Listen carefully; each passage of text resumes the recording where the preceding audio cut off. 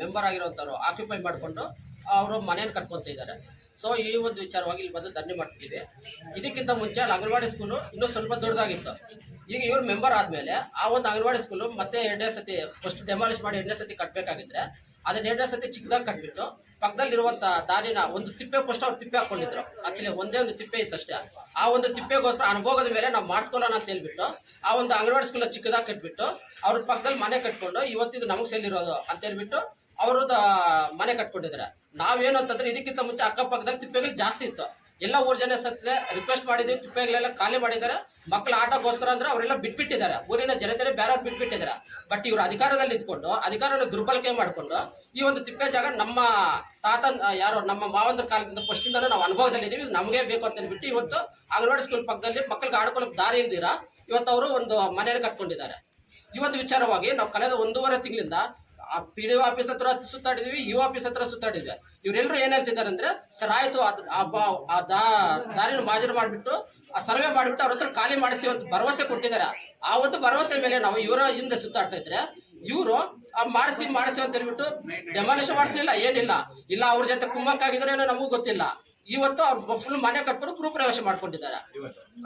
ಮಾತಾಡಿದ್ರೆ ಇವತ್ತು ಅವ್ರು ಕೋರ್ಟ್ಗೆ ಹೋಗಿದ್ದಾರೆ, ಕೋರ್ಟ್ಗೆ ಹೋಗಿರ್ತಾರೆ. ಕೋರ್ಟ್ ನಮ್ಗೇನು ಕೆಲಸ ಮಾಡ್ಕೊಟ್ಟಿರೋ ಪಂಚಾಯತ್ ಅವರು ಅದು ಮಾಡ್ಕೊಂಡು ಲೀಗಲ್ ಆಗಿ ಮಾಡ್ಕೊಟ್ಟಿದ್ದಾರೆ, ಇಲ್ಲಿಗಲ್ ಮಾಡ್ಕೊಟ್ಟಿದ್ರೆ ಒಂದು ಡಾಕ್ಯುಮೆಂಟ್ ಕೂಡ ಕೊಟ್ಟಿಲ್ಲ. ಏನೋ ಈ ರೀತಿ ನಾವು ರೆಸಲ್ಯೂಷನ್ ಮಾಡಿ ಅವ್ರು ಇದು ಮಾಡ್ಕೊಟ್ಟಿದ್ದೀವಿ ಅಂತ ಹೇಳ್ಬಿಟ್ಟು ಯಾವುದೇ ಮಾಹಿತಿನೂ ಕೊಟ್ಟಿಲ್ಲ. PDO ಅವರು ಇಂಬರಹ ಕೂಡ ಕೊಟ್ಟಿದ್ದಾರೆ, ಯಾವುದೇ ರೀತಿ ಸಭೆ ನಡೆದಿಲ್ಲ, ರೆಸಲ್ಯೂಷನ್ ಆಗಿಲ್ಲ. ಬಟ್ ಅವ್ರಿಗೆ ಔಟ್ ಲಿಸ್ಟ್ ಮಾತ್ರ ಕೊಟ್ಟಿದ್ದಾರೆ. ಇದಾದ್ಮೇಲೆ ಅದೇ ಒಂದು ನಂಬರ್ನ ಇಬ್ಬರು ಮಾಡ್ಕೊಟ್ಟಿದ್ದಾರೆ. ಒಂದು ಮದ್ರೆಡ್ಡಿ ಪ್ರೇಮಿಲ್ ಅಂಬನವ್ರು ಮಾಡ್ಕೊಟ್ಟಿದ್ದಾರೆ, ಇನ್ನೊಂದು ಆದಿನಾಡಪ್ಪರು ಮಾಡ್ಕೊಟ್ಟಿದ್ದಾರೆ. ಇವ್ರು ಬೇಕು ಅಂತ ಹೇಳ್ಬಿಟ್ಟು ಊರಲ್ಲಿ ಗಲಾಟೆಗಳು ಮಾಡಿಸ್ಬೇಕು ಅಂತ ಹೇಳ್ಬಿಟ್ಟು ಇಲ್ಲಿನ ಅಧಿಕಾರಿಗಳು ಅವ್ರ ಹತ್ರ ದುಡ್ಡು ತಗೊಂಡು ಈ ರೀತಿ ಮಾಡ್ಕೊಡ್ತಿದ್ದಾರೆ. ನಮ್ಮ ಹೋರಾಟ ಏನಂತಂದ್ರೆ ಇವತ್ತು ಇಬ್ಬರ ಹತ್ರನೂ ಖಾಲಿ ಮಾಡಿಸ್ಕೊಡ್ಬೇಕು, ಅಂಗನವಾಡಿ ಸ್ಕೂಲ್ ದಾರಿಯನ್ನು ಮೀಸಲಿಡ್ಕೊಡ್ಬೇಕು, ಕಾಂಪೌಂಡ್ ಕಟ್ಕೊಡ್ಬೇಕು ಅಷ್ಟೇ. ಹೋರಾಟ ಹಂಗೆ ಮುಂದುವರಿತೀವಿ. ಈ ಒಂದು ಎಚ್ಚರಿಕೆ ಸಂದೇಶ ಕೊಟ್ಟು ಇಲ್ಲೇ ಇರ್ತೀವಿ. ಅದು ಕ್ಯಾನ್ಸಲ್ ಮಾಡೋರ್ಗು ನಾವು ಇಲ್ಲಿಂದ ಹೋಗೋದಿಲ್ಲ, ಇಲ್ಲೇ ಇರ್ತೀವಿ. ಆಯ್ತಾ, ಹುಡುಗರಿಗೆ ಜಾಗ ಬೇಕು, ಅವ್ರಿಗೆ ರಿಸರ್ಚ್ ಹೋಗೋ ಜಾಗ ಇಲ್ಲ, ಅವ್ರಿಗೊಂದ ಇದು ಆಚೆ ಕಟ್ಕೋಬೇಕಂದ್ರೆ ಜಾಗ ಇಲ್ಲ. ರೋಡ್ ಕಾಣ್ಕೊಂಡಾರೆ ಅಂಗನವಾಡಿ ಸ್ಕೂಲ್.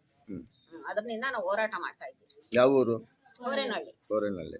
ಕೇವಲ ಅದು ಅಂಗನವಾಡಿ ಬಗ್ಗೆ ಮಾತ್ರನಾ ಇನ್ನೇನಾದ್ರು?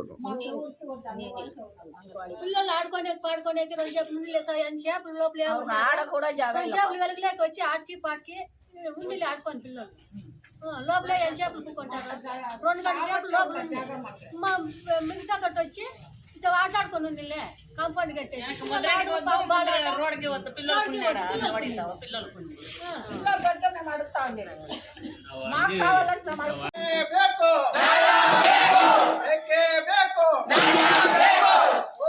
ಗ್ರಾಮಸ್ಥರ ಹೋರಾಟಕ್ಕೆ